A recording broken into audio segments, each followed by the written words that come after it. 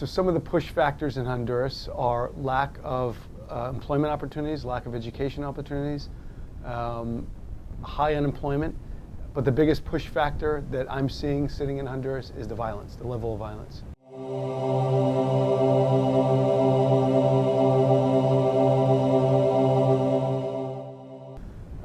Violence has affected every single community.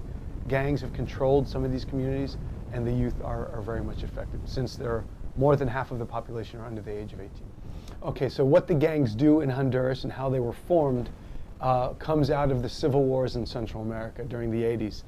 Many of the Central Americans were refugees due to the civil wars, and they came into the United States.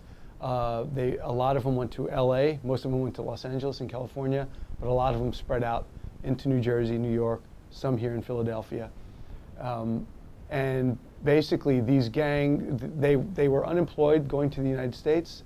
They couldn't speak the language, and so they formed their own kind of groups. The Mexican gangs were already established in Los Angeles, so they created their own support group, and they turned into doing illicit activities as well in Los Angeles. They started to fill the prisons up, and in the late 80s, early 90s, a lot of them, many of them were undocumented, were sitting in the United States illegally.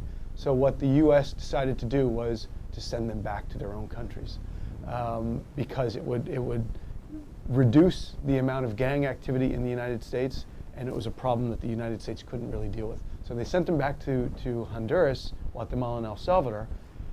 These guys only knew gang activity. Some of them did not speak Spanish. They go into these countries with a very corrupt government, with basically setting up an environment perfect, conducive to what they were doing.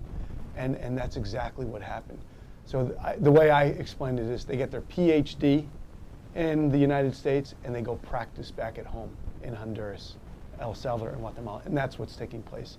So they've been learning the trade in the United States, and they're practicing it in countries like Honduras, where there's impunity, there's a lack of enforcement of the law, and because the government employees get so little money, especially the police and the local mayors, they're easily corruptible with some of the money that they're making off kidnapping, extortion, and the drug trade. So some of the stories that I have personally that I heard from Honduras, I have a number of them, and I'll share one with you. So with the combination of the high unemployment, the lack of the rains that are affecting the agriculture industry, which is predominantly what a lot of the Hondurans depend on, the gangs started heavy recruitment, and they took advantage of this. So what they started to do is go into these very dangerous neighborhoods in Tegucigalpa, knocking on people's doors and basically recruiting from house to house, asking the parents, we want your son to join one of the gangs. And basically the parents did not have an option. They never have an option. So the parents usually say yes.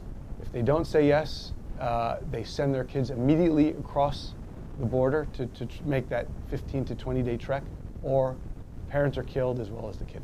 And I know of a number of stories where people will tell me that their sister and their kids were killed because of this.